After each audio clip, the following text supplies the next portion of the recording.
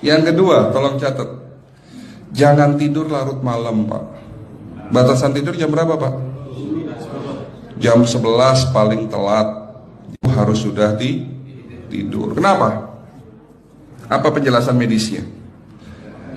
Orang yang tidur di atas jam 11 akan terganggu fungsi livernya, Pak. Dimana liver kita ini fungsinya banyak. Ya, ada 500 fungsi liver loh, Pak. Fungsi jantung ada berapa, Pak? Fungsi jantung 1. Fungsi jantung tugasnya untuk mompa darah. Fungsi ginjal ada berapa? 2. Absorpsi dan filtrasi.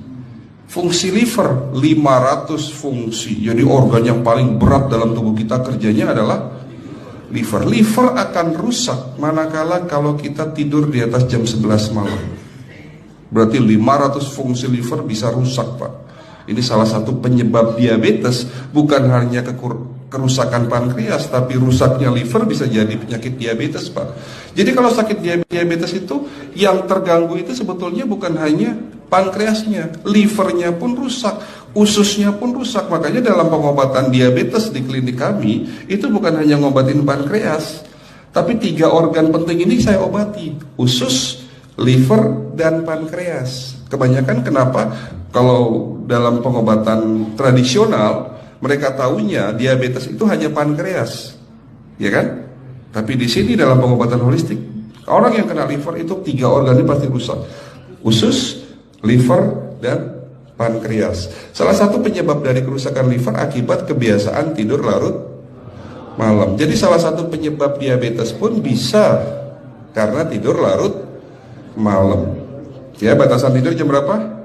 Sekali lagi, jam 11 harus sudah tidur pulas. Jadi jam 10, setengah 11 paling lambat kita harus tidur pulas.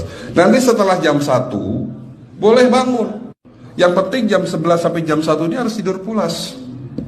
Jadi kalau Bapak mau sholat tahajud jam 2, setengah 3 ya monggo. Ya.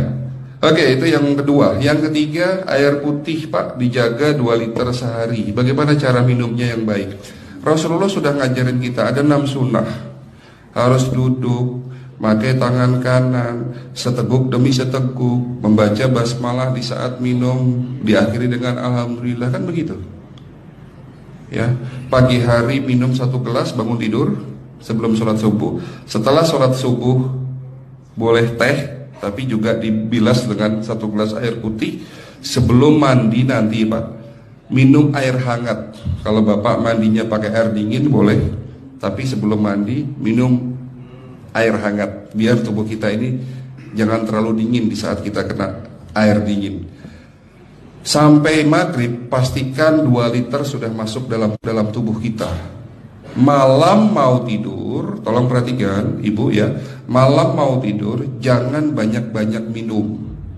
Nggak boleh minum malam itu segelas sampai 2 gelas mau tidur. Cukup seteguk 2 teguk saja. Karena kalau sampai kita minum mau tidur 1 gelas besar, ginjalnya malah rusak, Pak. Ya. Oke, itu yang ketiga. Yang keempat, puasa. Lakukan puasa secara rutin, insya Allah kita sehat. Nah, untuk penjelasan atau materi puasa, nanti bisa hubungin staf saya. Nanti di bulan Ramadan tahun ini, kalau memang masih ada slot 1 sampai hari ke-20, saya bisa mengisi manasik kesehatan yang berkaitan dengan manfaat puasa untuk kesehatan. Insya Allah kalau memang masih ada slot waktunya, karena kita di bulan Ramadan hanya 20 hari kita mengisi manasik. Ya, oke, itu yang keempat. Langkah keempat. Langkah 1, 2, 3, 4. Langkah kelima. Nah, sebelum saya menjawab yang kelima, saya ingin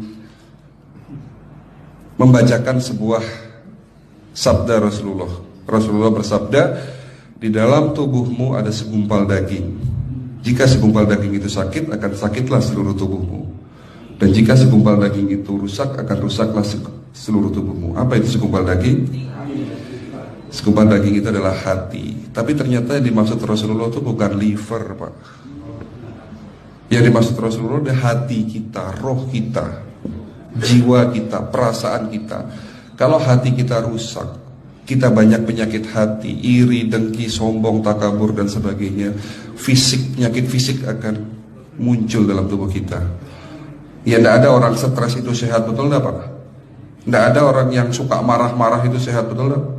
Bahkan Rasulullah mengajar senyum adalah ibadah. Senangkan orang lain, permudah urusan orang lain, insya Allah kita sehat.